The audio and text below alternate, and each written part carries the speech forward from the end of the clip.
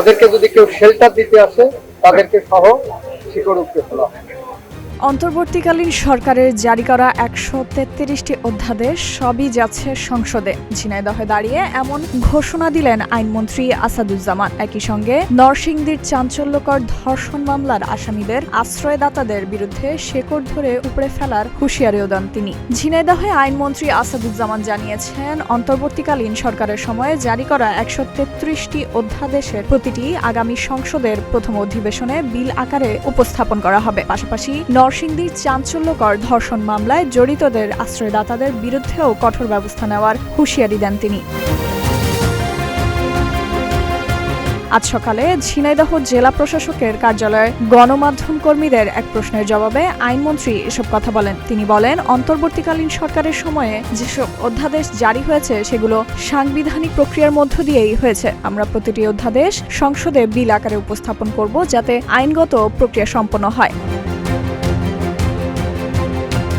আইনমন্ত্রী আরও বলেন, দেশের বিচার ব্যবস্থায় মামলা জট একটি বড় সমস্যা। এই সমস্যা নিরসনে প্রয়োজনীয় সব ধরনের পদক্ষেপ নেওয়া হবে। তিনি বলেন, আমি অ্যাটর্নি জেনারেল হিসেবে দায়িত্ব পালনকালে যতটা তৎপর ছিলাম আইনমন্ত্রী হিসেবে তার চেয়ে 1 ডিগ্রি বেশি তৎপরতা দেখতে পাবেন।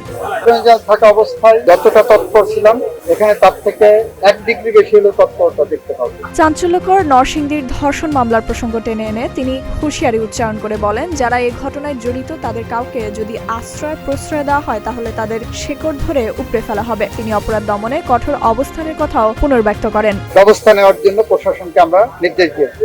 এই সময় উপস্থিত ছিলেন ঝিনাইদহের জেলা প্রশাসক আব্দুল্লাহ আল মাসুদ, পুলিশ সুপার মাহফুজ আফজাল, জেলা বিএনপি সভাপতি এম.এ. মজিদ ও রাশেদ খান সহ বিভিন্ন শ্রেণী ও পেশার মানুষ। আইন তার নিজস্ব গতিতে চলবে, সঠিক সময়ে আপনারা এটা জানতে পারবেন। সাংবিধানিকভাবে যতগুলো অধ্যাদেশ হয়েছে প্রত্যেকটা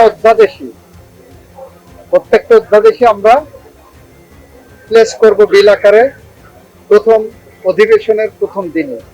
133টা অধ্যাদেশ আছে, 133টা প্লেস হবে। থাকা অবস্থায় যতটা তৎপর ছিলাম এখানে তার থেকে 1 ডিগ্রি বেশি হলেও তৎপরতা দেখতে পাবো।